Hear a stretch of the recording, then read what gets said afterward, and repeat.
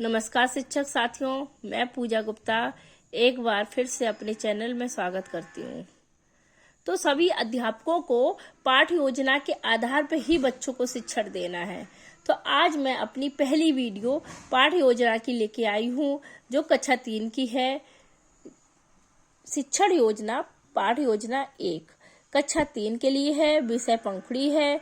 पाठ का नाम प्रार्थना। समय 35 से 40 मिनट का समय देना है एक पाठ योजना पे।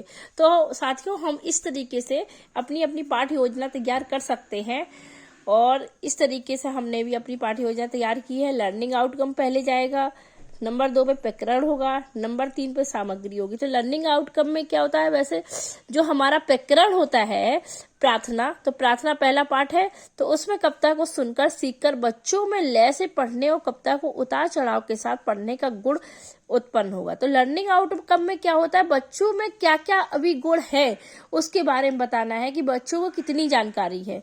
तो बच्चे राष्ट्र व ईश्वर से स्वयं को जोड़ सकेंगे। प्रकरण है प्रार्थना।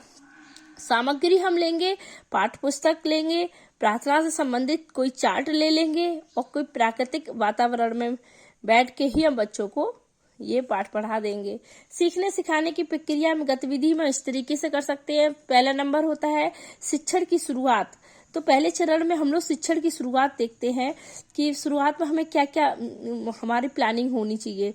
तो बच्चों से आसपास के वातावरण, चारों ओर की वस्तुओं के विषय में चर्चा करेंगे, उनसे जानेंगे कि उन्हें कितना ज्ञान है। इसके लिए हमें 5 मिनट का समय देना है और ये आकलन और प्रतिक्रियाओं के द्वारा कर सकते हैं।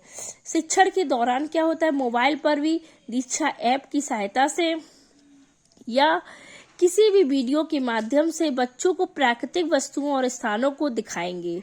इसके बाद कविता का सस्वर वाचन कराएंगे। कविता का भावार्थ समझाकर उनके रचयिता के बारे में बताएंगे कि प्रार्थना किस रचयिता ने लिखी है। तो बच्चों को इस तरीके से हम किताब दिखा के बच्चों को चित्र दिखाएंगे कि देखो प्रार्थना में इस तरीके से खड़े होते हैं हम लोग। और सुबह हम लोग जो डेली प्रार्थना करवाते हैं बच्चों को, ये चीजें बता सकते हैं कि इसी तरीके प्रार्थना हमेशा सिर झुका के आंख बंद करके करनी चाहिए। तो ये हमारे पाठ 1 की प्रार्थना है कक्षा 3 में। तो इस तरीके से बच्चों को पूरी पढ़ाएंगे ये। फिर इसके बाद तीसरा पॉइंट आता है शिक्षण के बाद। तो शिक्षण के बाद बच्चों से निम्नलिखित प्रश्न पूछेंगे इस कविता से रिलेटेड। कविता में आए शब्दों के तुकान शब्द लिखो, जैसे जल, घाट, मन। दूसरा प्रश्न पूछेंगे, कविता में देश के साथ कौन कौन से शब्दों का प्रयोग किया गया है। तीसरा प्रश्न है, कविता में कौन किससे प्रार्थना कर रहा है। कविता के रचयिता का नाम क्या है। तो शिक्षण के बाद का टाइम हमारा 10 मिनट का होगा, जो हम प्रश्नोत्तरी करके प्रस्तुतिकरण करेंगे।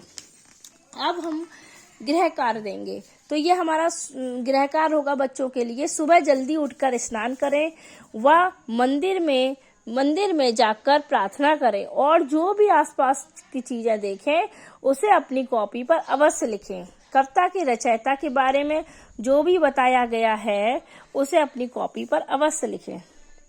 तो शिक्षक की आगामी योजना क्या क्या होनी चाहिए कि सभी बच्चे प्रार्थना पर अगले दिन प्रार्थना लयबद्ध और हाव भाव के साथ स्वर वाचन करेंगे, जिससे उन्हें प्रोत्साहन भी मिल सकता है। इस प्रार्थना के अलावा हम कोई दूसरी प्रार्थना सुनाने के लिए बच्चों को प्रेरित कर सकते हैं।